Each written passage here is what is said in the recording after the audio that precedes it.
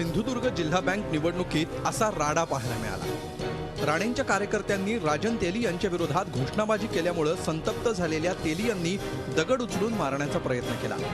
त्यानंतर सुमारे 5 मिनिटं आघाडी आणि युती समोरासमोर भेटले।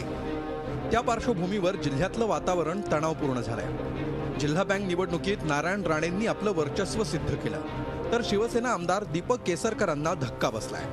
सहकार पॅनलनं बाजी मारत 21 पैकी 16 जागा जिंकल्या, तर 5 जागा शिवसेनेनं जिंकल्या।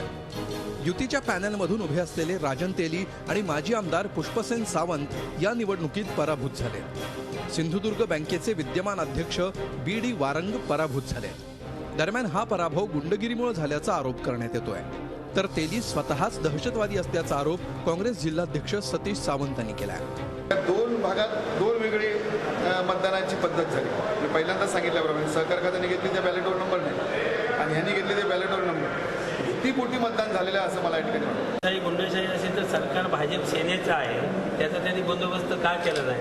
मुळात राजन तेली जे गुंड प्रवृत्तीचे आहे ते आमच्यातनं गेल्यामुळे आज आम्हाला अशा प्रकारचं यश मिळालं। नारायण राणे विरुद्ध दीपक केसरकर यांच्यातला हा सामना राणेंनी जिंकल्यामुळे गेल्या काही महिन्यात मरगळ आलेल्या काँग्रेस कार्यकर्त्यांमध्ये उत्साह संचारलाय। हा उत्साह आगामी नगरपालिका निवडणुकीसाठी उपयुक्त ठरणार का हे पाहणं औत्सुक्याचं असणार आहे।